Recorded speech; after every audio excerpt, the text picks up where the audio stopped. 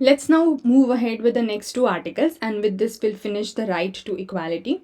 So these are articles number 17 and 18. 14, 15 and 16 have been done in the previous video, along with one another video on the theory of equality, or let's say the concept of equality. Before we go to see the notes, because that is just for your reference, we'll see the exact article. So you can keep striking down what are the articles that you're already covering from your index, okay?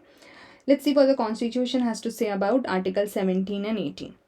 Article 17 says abolition of untouchability. Okay. Now, this very clearly mentions that untouchability is abolished. So, legally not allowed because Constitution में मना ही हो गई है. ठीक है. And its practice in any form.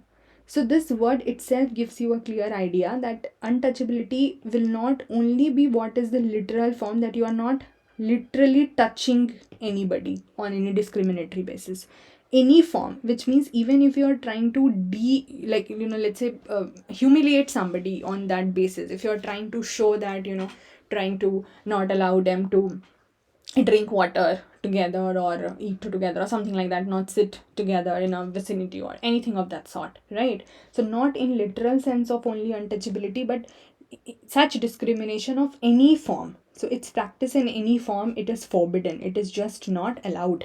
Okay?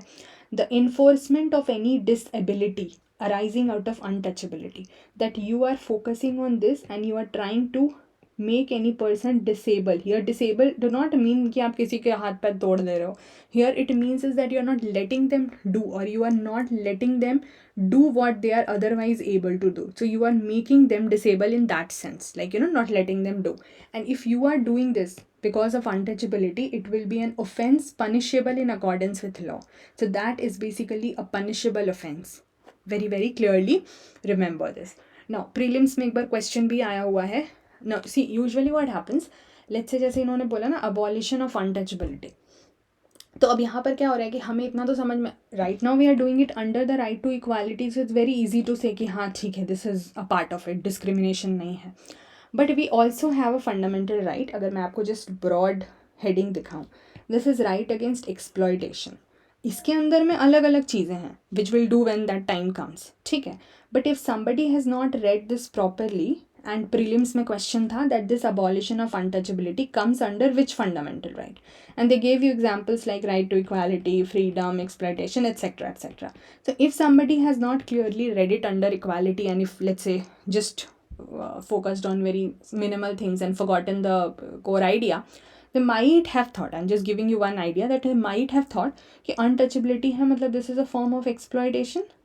So they might had make that option correct. But in reality, this is under right to equality, because we are talking about non-discrimination here. And therefore, it was very important to remember the core concept, or which I have told you, the theory. वहीं पे हमने in terms की बात की है, discrimination नहीं होना, affirmative action होना, इक्वालिटी ऑफ अपॉर्चुनिटी होना. ठीक है. So in case somebody would not have, let's say, remembered, although you are supposed to remember like verbatim each and every fundamental rights, आपको keywords तो पता ही होना चाहिए कि which article is dealing with which right. There should not be any negotiation about it. Like, understand, these are basic fundamental rights. ये भी याद नहीं होगा तो कैसे काम चलेगा. But in case that happens, तो आपका कॉन्सेप्ट आपको हेल्प करा चुका होता. नहीं तो जल्दी जल्दी में you just see the question, you will feel so excited and you will mark exploitation, and that would be wrong. Very easy question which could have easily given you 2 marks, gone. ठीक है. चलिए अब इसका book का explanation देखते हैं. This is the what the constitution has to say. Book में हम समझने की कोशिश करेंगे. So it says that of course abolition of untouchability forbids in practice in any form. ठीक है. And if you are trying to enforce any disability out of that, it will be a punishable offense. Of course, law से related. तो अब जब इस चीज़ को बोल दिया गया ना, तो फिर government came up with this act. अब if you remember, did we do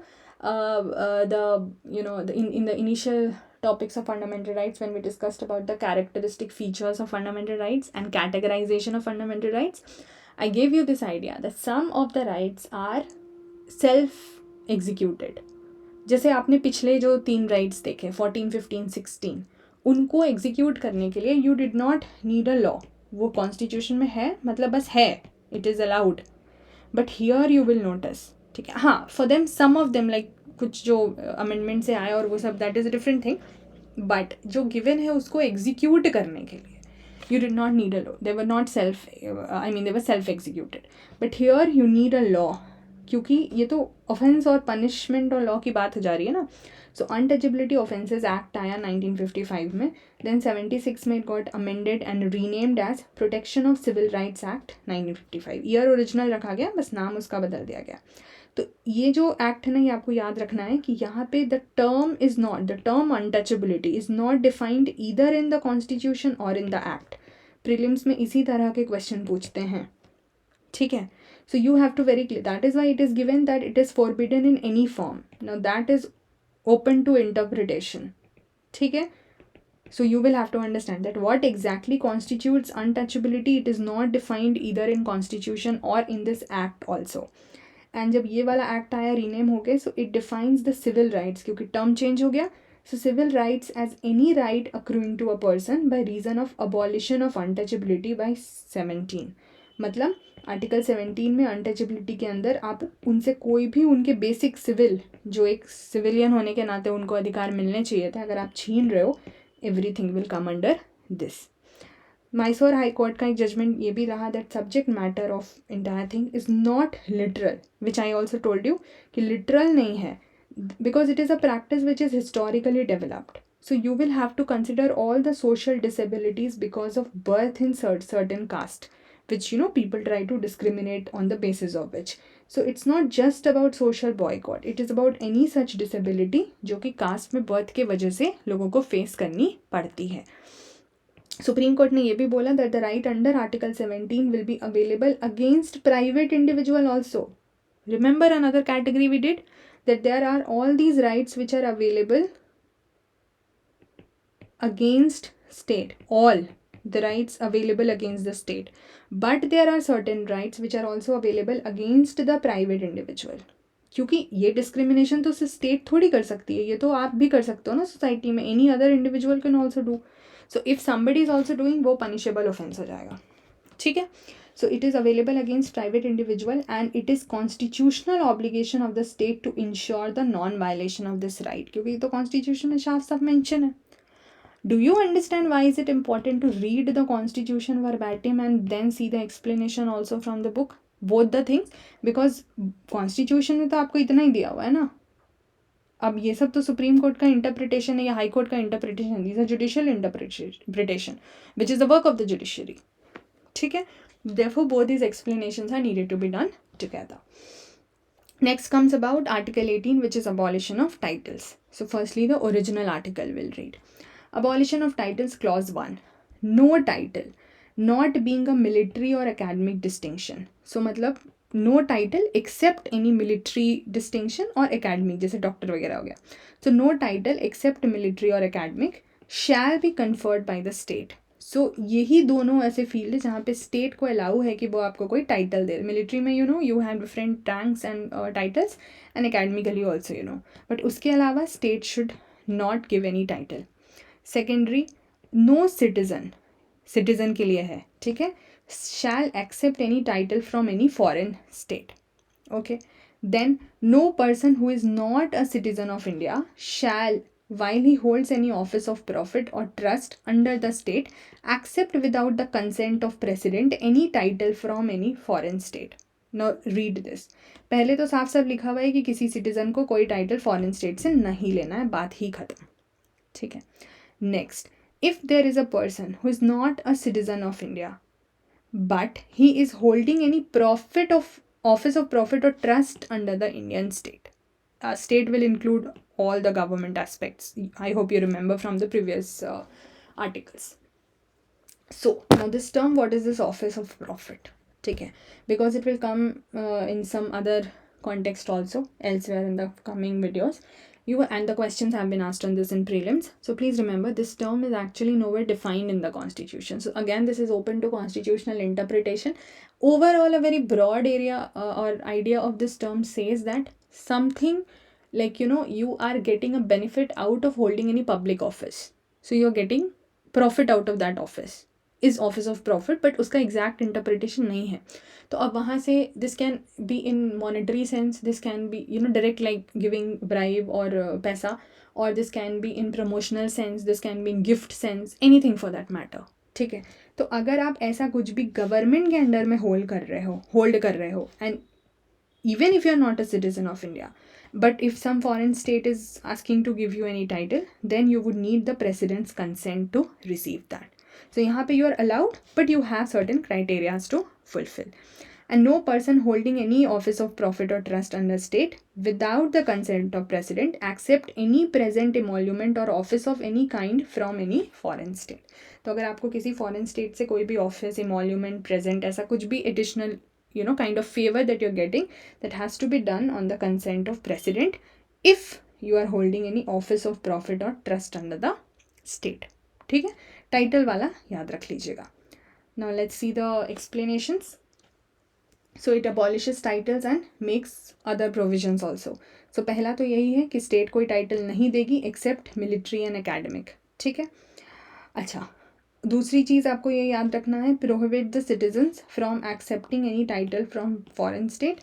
foreigner अगर हैं कोई और वो ऑफिस ऑफ प्रॉफिट या ट्रस्ट होल्ड कर रहे हैं तो उनको कोई भी जो अगर टाइटल चाहिए तो प्रेसिडेंट का कॉन्सेंट लेना होगा. उसके अलावा भी if you are holding any office of, this is office of profit और ट्रस्ट, तो और प्रेजेंट और emolument etc, if you want that you need president's consent. So these are again, ये तो कॉन्स्टिट्यूशन में लिखा ही हुआ था जो ऊपर में आपने देखा, all of these, but if you notice here, so no hereditary titles will be allowed. What जैसे यहाँ पे लिखा हुआ है ना कि title, what kind of like titles, तो आप नोटिस करो जैसे महाराजा, राय साहब जो पहले के ज़माने में होता था, now that is not allowed. No hereditary titles not allowed. Military distinction academic allowed because this is based on your merit. ये इसमें कोई मेरिट की तो बात ही नहीं है, तो हेरिडेटरी है, ठीक है.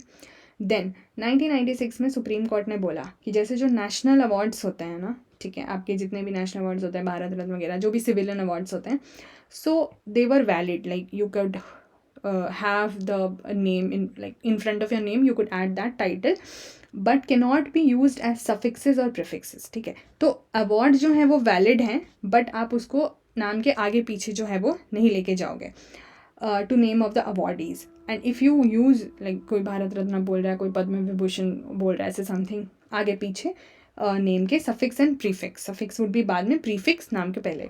सो in that case there will be forfeiture of the award. Forfeiture means it will be seized, like आपका award आपसे ले लिया जाएगा, ठीक है.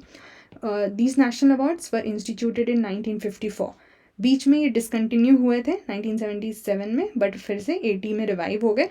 बट 96 में सुप्रीम कोर्ट ने क्लियरली बोला that national awards are allowed and valid, but using them in front or back of your name of the awardee will not be allowed, ठीक है. So here we end our discussion on Article 18, and with this we also end our discussion on all the articles related to right to equality. 19 onwards we'll have the right to freedom, ठीक है. But उसके पहले I'll give you a concept. पहले जैसे equality समझा हमने, हम concept of freedom भी समझेंगे. And again I'll request that please focus on the point that if you are not doing this, these theoretical freedom पे तो खैर प्रीलिम्स में क्वेश्चन आया हुआ है, 2-3 बार आया हुआ है, ठीक है, in the past few years only. So if you are taking these things lightly, there are many things that you will miss out on. So please do not take these things lightly. And I give you the references with each lecture कि आपको कहाँ से क्या पढ़ना है. यहाँ पे जैसे आपको कॉन्स्टिट्यूशन से पढ़ना है एंड आपको डायरेक्टली लक्ष्मीकांत से पढ़ना है, ठीक है. लाइक दीज आर, ये तो खैर आपका जस्ट कॉपी है, पायरेटेड कॉपी जो PDF अवेलेबल है. But definitely I do not promote this. I read personally from the hard copy, but यहाँ पे दिखाने के लिए I had to use it, something which I really would not acknowledge. But there is no choice again, as I just said. So please focus on these readings, basic readings, and the constitution also. And then if you want, you can make your short notes like you see the example. If you don't want, it's okay. That is absolutely okay. चलिए freedom करेंगे तो वहाँ पे पहले हम NCERT का एक chapter करेंगे जहाँ पे आपको थ्योरी मिलेगी, एंड देन फिर हम वापस से constitutional articles and all of that will do that, ठीक है. चलिए, thank you so much guys, take care till then, bye bye.